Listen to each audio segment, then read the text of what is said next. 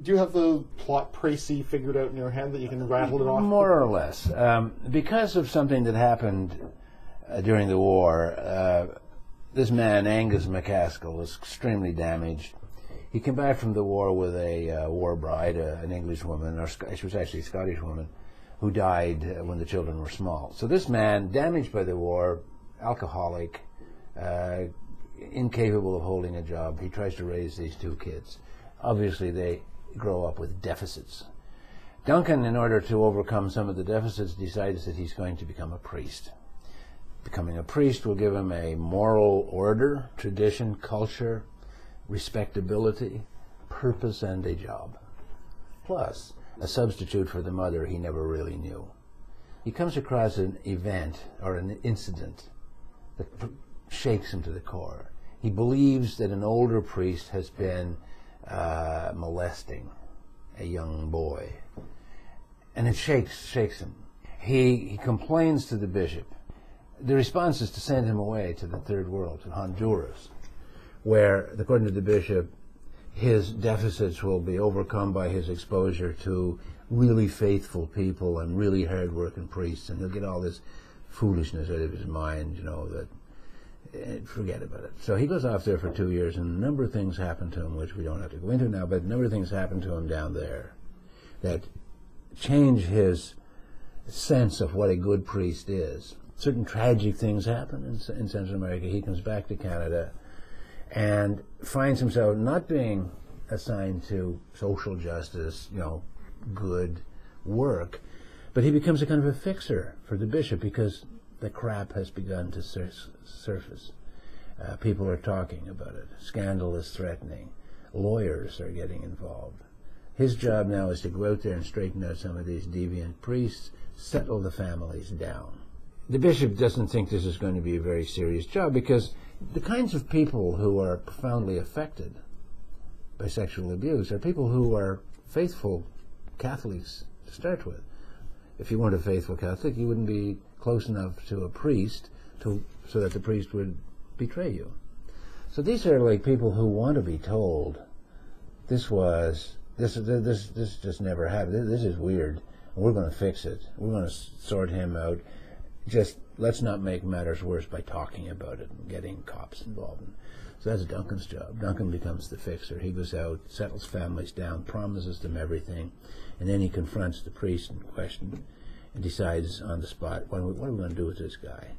And more often than not, they decide to hide him in a small rural parish, hide him in the big city, hide him in the States, get him out of sight for a while so that till this blows over. Well, it doesn't blow over. The lawyers are beginning to get wind of it. The police are beginning, the investigations are going on. The bishop decides he's going to hide Duncan. Puts him in a small rural parish. The parish next has a family, and Duncan gets the horrifying feeling that something bad has happened to somebody in that family, and it may have been because he once stashed a bad priest in that parish. And so he becomes completely obsessed with this. This has blown up on me. I can't deal with this. He personally goes into decline. His faith is challenged, and he begins to search for this priest. And eventually finds him, but the crisis worsens, and it ends up as a major challenge to his self-knowledge as a human being and as a priest. I like Duncan. He's very flawed. Yeah. But I thought him as essentially a moral man asked by a moral authority who is immoral to do immoral things. That's exactly the point. He is a priest who became a priest for reasons that a lot of people became priests in the 50s and early part of the 60s.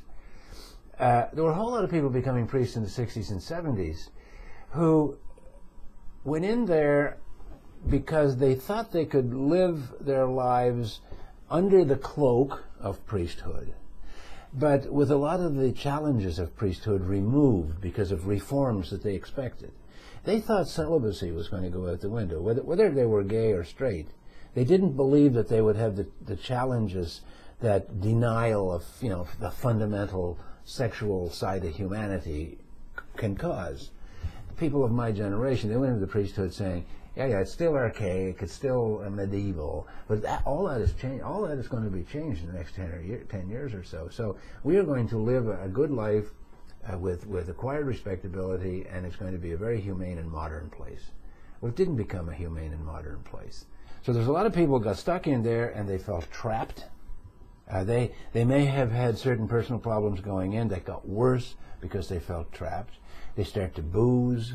They start to have inappropriate relationships with non-priests.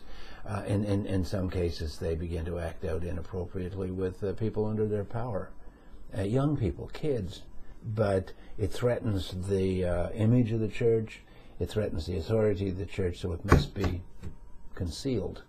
And this is where the big problem begins. You got a twisted priest down there molesting children, and there's people know about it.